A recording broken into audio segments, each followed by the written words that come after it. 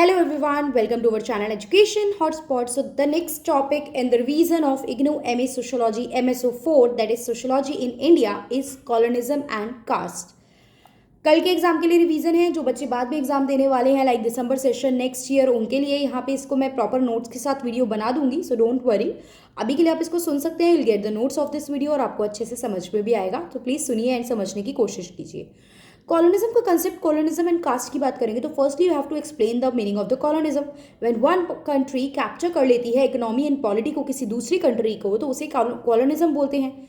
If we talk about India then we can say कि India एक बहुत लंबे समय तक ब्रिटिशर की कॉलोनी रहा है. तो इंडिया की इकोनॉमी, सोशल, लीगल, कल्चरल, हर जगह पे जो था ब्रिटिशर का इम्पैक्ट हमें देखने को मिलता है. So caste is the thing which was there in India from the ancient India में भी, मतलब एंशियंट हिस्ट्री जब हम पढ़ते हैं सो उस टाइम पे भी हम लोग देखते हैं कि कास्ट का सिस्टम प्रेजेंट था.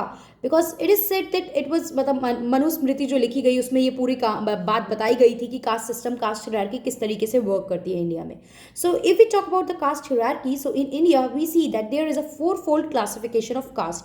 इंट्रोडक्शन में पहले ये सब बताओ ना, फिर बताओगे कि कॉलोनिज्म का क्या इम्पैक्ट पड़ा, ब्रिटिशर ने क्या चेंजेस करे, ये सब चीज़ें. तो अगर हम देखें तो देयर वाज 4-fold क्लासिफिकेशन, जिसमें you can make a diagram triangular form में. आप सबसे टॉप पे लिखेंगे ब्राह्मण, देन ब्राह्मण आपके वैश्यास, देन ब्राह्मण, क्षत्रिय, वैश्य, शूद्रास, राइट. ब्राह्मण्स माने जाते थे प्रीस्ट, पुजारी होंगे, पूजा पाठ का काम करेंगे. देन कम्स क्षत्रियास जो वॉरफेयर वगैरह का काम करेंगे, लड़ाई लड़ना, बचाना, प्रोटेक्शन, ये सब चीज़ें. देन कम वैश्यास जो बिजनेस ट्रेडर्स ये सब होंगे. देन कम शूद्रास जो अदर बाकी सबके काम परफॉर्म करेंगे. इन्हीं में से शूद्रा में से एक और फिफ्थ अगर हम बोले तो वो ग्रुप क्रिएट किया गया, दैट वाज अनटचेबल्स. ठीक है, untouchable was not mention in the caste system and this caste division was on the basis of the occupation, कि कौन क्या काम करेगा. ये बोला गया था कि कास्ट सिस्टम डिस्क्रिमिनेशन को कहीं पे भी इंश्योर नहीं कर रहा है. वो नहीं कह रहा कि इसके बेसिस पे आप भेदभाव करो, बट एक सोसाइटी में काम किस तरीके से बटेंगे, लोग क्या क्या काम करेंगे, वो ऑक्यूपेशन के बेस पे डिसाइड कर दिया गया. और ये चीज़ बाय बर्थ फिक्स हो जाती है. आपकी caste you can not change. Caste is a rigid concept.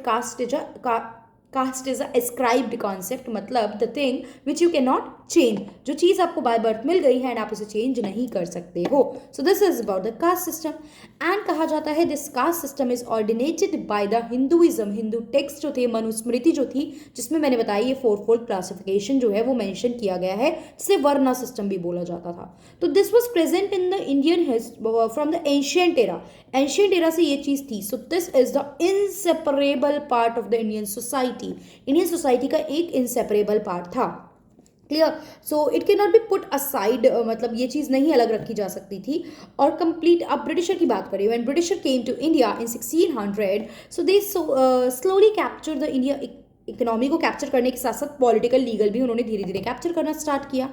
So they find out, मतलब the first step towards finding और the recording of the caste system was the census, जो यहाँ पे count किया गया.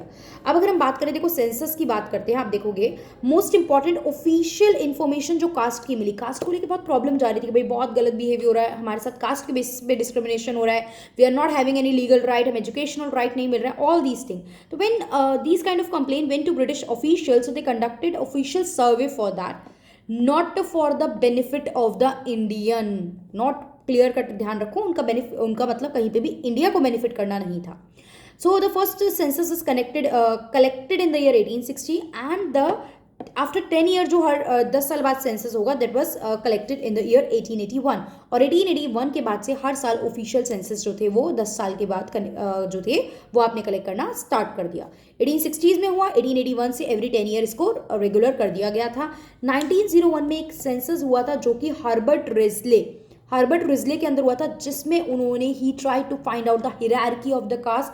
किस कास्ट में, किस स्ट्रक्चर में कितने कितने लोग हैं. तो इन्होंने क्या करा था to collect the information on the social hierarchy of the caste and to collect या टू रिकॉर्ड द आपका रैंक ऑर्डर, मतलब किस किस रैंक पे हो आप. रैंक ऑर्डर तो फिक्स था, ऐसा नहीं हो सकता आप चाहो तो आप शूद्रास में चले जाओ, कौन जाना चाहेगा पहली बात तो उस टाइम पे, लाइक शूद्रास वाला आप लिफ्ट होके ऊपर आ जाए. This was not happen. आपने जिस फैमिली में जन्म लिया आप उसी फैमिली में कंटिन्यूटी में रहोगे. कास्ट जो था उस टाइम पे एक एस्क्राइब्ड कंसेप्ट, एक रिजिड कंसेप्ट था, that is given to you anyone by the birth and the person cannot change that. I hope ये इंट्रोडक्शन में इतनी कहानी आपको समझ में आ रही है। कॉलोनिज्म बताया, ब्रिटिशर आए, लीगल पॉलिटिकली कैप्चर करा 1600 में कंपनी से, पहले इकोनॉमी से पॉलिटी में मूव कर गए, पॉलिटी में मूव करे तो उन्होंने धीरे धीरे धीरे ऑब्जर्व करना स्टार्ट करा।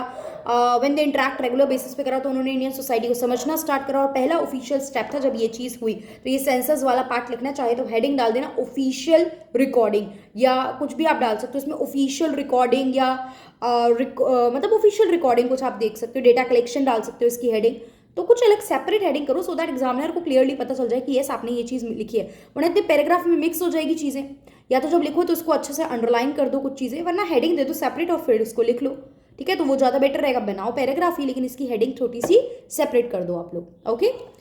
सो अब इसमें देखते हैं कि व्हाट चेंज डिड ब्रिटिशर या कॉलोनाइजेशन की वजह से क्या चेंज आया कास्ट सिस्टम में। देखो पॉजिटिव नेगेटिव दोनों बात करते हैं, नेगेटिव थोड़ा कम लेकिन पॉजिटिव बहुत ज़्यादा चेंज हमें देखने को मिला। अब हम देखते हैं इसमें एक लाइन से आप स्टार्ट करोगे, इन्वर्टेड कॉमा में लिखना, what we know India today, जैसे इंडिया को आप आज जानते हो एज कास्ट, मतलब कास्ट के फॉर्मेट में मैं बात कर रही हूँ, is more a product of colonialism than of ancient Indian tradition. What we know India today, please ignore that dog noise अगर आ रही है तो अब उसके चक्कर में रुकने का वेट नहीं करेंगे, तो उसका तो काम ही है, वो तो यही पूरे दिन करता है। तो what we know India today is more a product of colonialism rather than of ancient, मतलब इंडिया एंशियंट इंडियन ट्रेडिशन।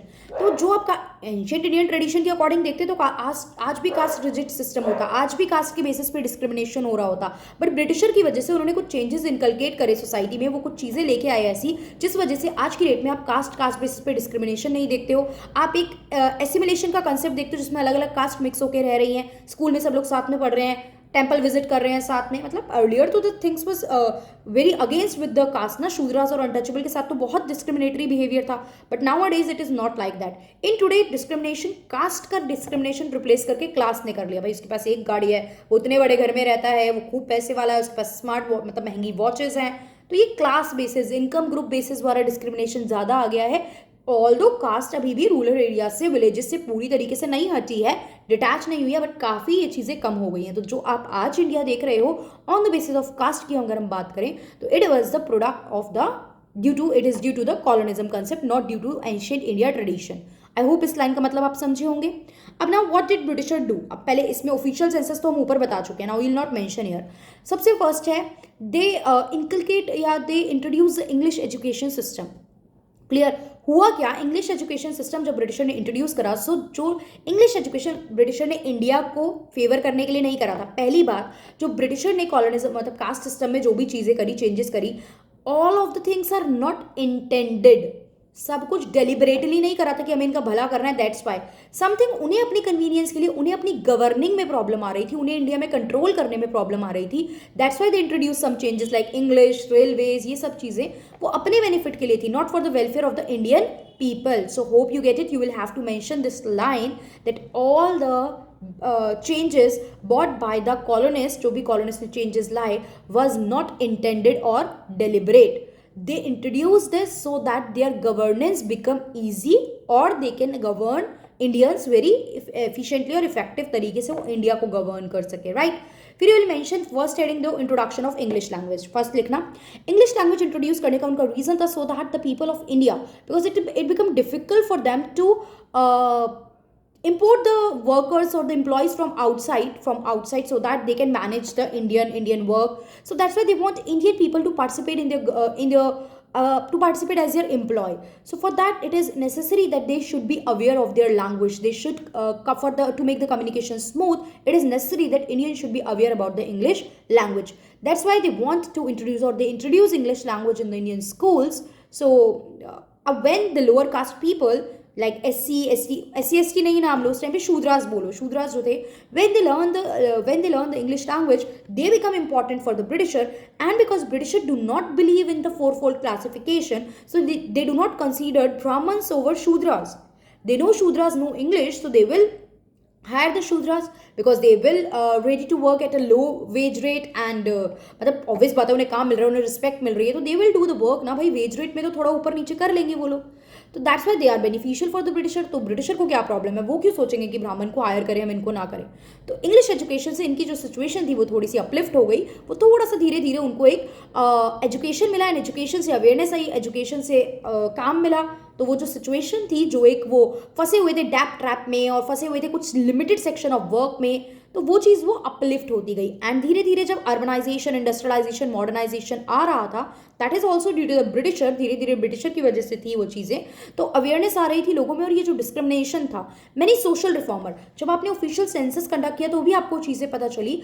बहुत से Indian who visit outside India, they know the culture outside, so that's why they know that discrimination is not, this discrimination that is happening on the basis of caste is not done. So that's why they also took step, like B.R. Ambedkar की हम बात करें, there are many reformer, Jyotiba Phule, Savitribai Phule, all these reformer जो था, इनका कहीं ना कहीं एक एजेंडा था, ये जो आपका कास्ट सिस्टम था, लोअर कास्ट की अपलिफ्टमेंट के लिए वर्क करना। तो इंग्लिश एजुकेशन, जॉब्स प्रोवाइड कराना, इंग्लिश एजुकेशन में ऑल्दो वैसे जॉब वाला पार्ट आ गया, बट आप इसको अलग हेडिंग भी बनाओगे, प्रोवाइडिंग द जॉब अपॉर्चुनिटीज और द एम्प्लॉयमेंट अपॉर्चुनिटी और the earning opportunities, right. Third, you will say the introducing the modernization and modernity concepts, so that's why इनका standard of living uplift हो रहा था लोगों का, right, you will mention this। आपको लिखना है कास्ट एज इंस्टीट्यूशन धीरे धीरे खत्म हो रहा था।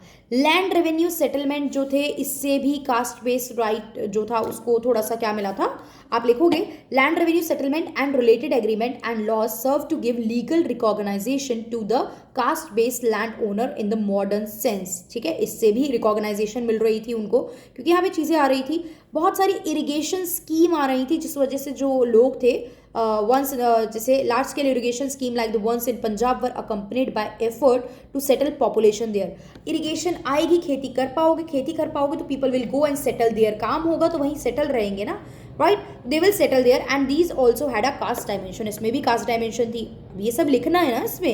एग्रीकल्चर के फील्ड में भी they are working a lot to reduce this caste system, तो land tenure system, irrigation facilities introduce करना, ठीक है। कॉलोनियल पीरियड में जो है welfare of downtrodden caste की बात चल ही रही थी।